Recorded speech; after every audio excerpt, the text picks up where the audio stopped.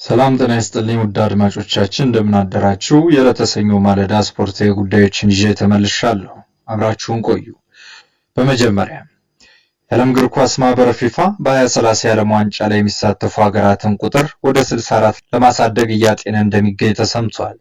ይህም መሳካት የሚችል ከሆነ በ2030 የተለየ ፎርማት ልንመለከት እንችላለን። ባሳለፍነው ረቡዕ በጀመረው የእግር ኳስ ማህበሩ ምክር ቤት ጉባኤ ላይ ኡራጓይ ያቀረበችው ሀሳብ ተቀባይነት ካገኘ ከማህበሩ አባላት 1/4ኛው በዓለም ዋንጫ እንዲሳተፉ እድል ይፈጠራል። በዓለም አቀፍ ደረጃ ሰፊ ተከታታዮችና ተወዳጅነት ያለው የዓለም ዋንጫ በየአራት ዓመቱ በተለያዩ ሀገራት አዘጋጅነት ከ1930 ጀምሮ ለ22 ጊዜያት ተካሂዷል። በ18 የተለያዩ ሀገራት አስተናጋጅነት የተካሄደው ውድድር ከጊዜ ወደ ጊዜ ከተሳትፎና ከአካታችነት ኮታ ጋር በተያያዘ ተደጋጋሚ ጥያቄዎች ይነሱበታል። የባርሴሎናው ፕሬዝዳንት የክለባቸው ዶክተር ባጋጠማቸው ድንገተኛ ሞት ሀዘናቸውን ገልጸዋል። የባርሴሎና ተጫዋቾችና አባላትም ዶክተር ካርለስ ሚናሮ ጋርሲያን እንደ ቤተሰባቸው ይቆጥሩት እንደነበረም ተናግረዋል። ባርሳ ከኦሳሱና ሊያደርጉት የነበረው የላሊጋ ጨዋታ በዚሁ ሀዘን ምክንያት ለአጭር ጊዜም ተራዝሟል። ሪያል ማድሪድ እና ሌሎች ክለቦችን በዚህ ድንገተኛ ዜና ሀዘናቸውን እየገለጹም ይገኛሉ። ዶክተር ጋርሲያ በተወለዱ በ50 ዓመታቸው ነው ያረፉት። መሐመድ ሳላህ ከቀድሞ የማንቸስተር ሲቲ ተጫዋች ሰርጂዮ አጉዌሮ ጋር የጎል ቁጥርን ተጋርቷል። ስለዚህም ሲጠየቅ ሰርጂዮ ታላቅ ተጫዋች ነበር፣ የፕሪሚየር ሊጉ ሌጀንድ ነበር፣ ከሱ ጋር በግብ እኩል በመሆኔ ደስታ ይሰማኛልም ብሏል። አርሰናል የቀድሞ የአትሌቲኮ ማድሪድ ስፖርቲንግ ዳይሬክተርን አንድሪያ ቤርታን በኤዱ ምትክ ሊሾም ነው።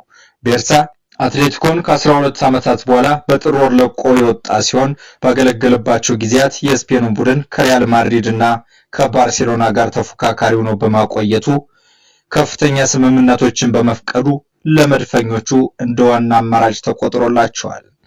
መጀመሪያ ላይ በቴክኒክ ዳይሬክተርነት የጀመረው በርታ ከ4 ዓመት በኋላ ወደ ስፖርት ዳይሬክተርነት ተቀይሮ የዲያጎ ኮስታ፣ ሮድሪ፣ ቶማስ ሌማር፣ ጃኦ ፊሊክስ፣ ሉዊስ ሱዋሬዝ እና አንቷን ግሪዝማንን ጨምሮ በርካታ ታዋቂ ዝውውሮችን በስኬት አጠናቋል። በ2020 ቶማስ ፓርቲ ወደ አርሰናል ያደረገውን የ45 ሚሊዮን ፓውንድ ዝውውርን ጨምሮ ቤርታ ለአትሌቲኮ ብዙ አትራፊ ሽያጮች ላይ ተሳትፏል። ማንቸስተር ዩናይትድ የክሪስታል ፓላሱን ዣን ፊሊፕ ማቴታን ለማዘዋወር ፍላጎት እንዳላቸው ተዘግቧል። በማንቸስተር ዩናይትድ ቤት የጎል ማስቆጠር ችግር መኖሩን ተከትሎ ማቴታ ወደ ኦልድ ትራፎርድ ሊዘዋወር ይችላል። የክሪስታል ፓላስ አጥቂ በ2024-25 የውድድር ዘመን 12 የፕሪሚየር ሊግ ጎሎችን ለንስሮቹ አስቆጥረዋል። ማንቸስተር ዩናይትዶች የክሪስታል ፓላሱን አጥቂ ዣን ፊሊፕ ማቴታን ለማስፈረም ከፈለጉ 40 ሚሊዮን ዩሮ ማቅረብ እንዳለባቸው ዘገባዎች እያመለከቱም ይገኛሉ። ይህም ማለት የዩናይትዶቹ ሆይሉንድ እና ዚርክዚ ከተዘዋወሩበት የገንዘብ መጠን በእጥፍ እንደማለት ነው።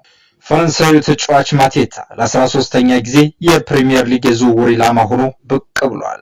ዩናይትዶች በ2024-25 አስፈሪ ጉዞ ላይ ሲሆኑ ሩበን አሞሪም በኤሪክ ቴን ሃግ አስተዳደር ስር የነበረውን የውጤት ማጣት አባዜ መቀልበስም አልቻሉም። ቀያይ ሰይጣኖቹ አሁን በፕሪሚየር ሊጉ የደረጃ ሰንጠረዥ 15ኛ ደረጃ ላይ ተቀምጠዋል።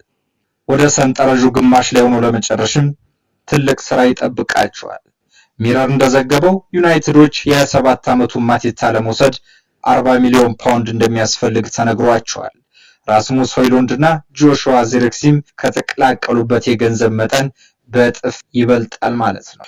ማንቸስተር ዩናይትድም ጋርናቾን ለመሸጥ ተስማምቷል። ለተጫዋቹ 50 ሚሊዮን ዩሮ ለመቀበል ከአትሌቲኮ ማድሪድ ጋር የቃል ስምምነት ላይም ደርሷል።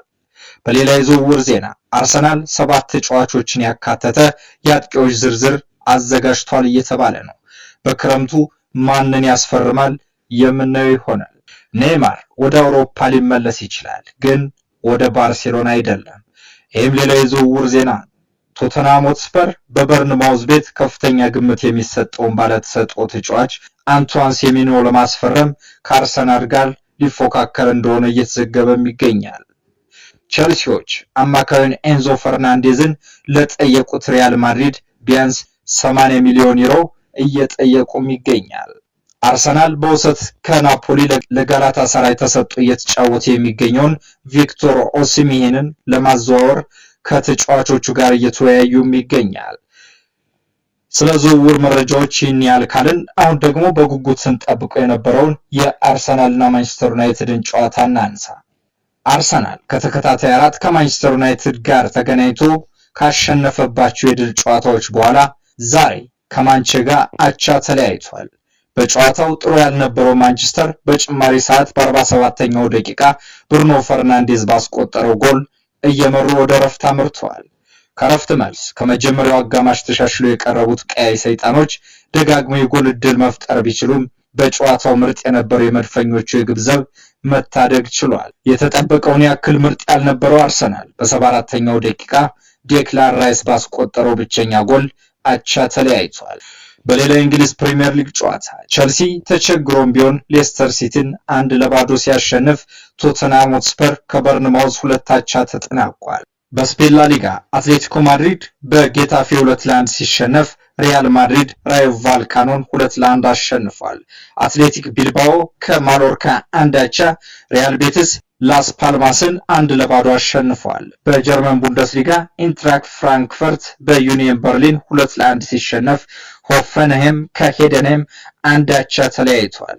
በፍራንስ ሊጋ ብሬስት አንጀርስን 2-0 አሸንፏል። ነገ በሚኖረኝ የስፖርት ዘገባ ቀሪ የዝውውርና ስፖርታዊ ነክ ጉዳዮችን ይዤ የምመለስ ይሆናል። ስለተከታተላችሁኝ አመሰግናለሁ። ዘመን ስፖርትን ሼር፣ ላይክ፣ ሰብስክራይብ ማድረጋችሁን አትርሱ።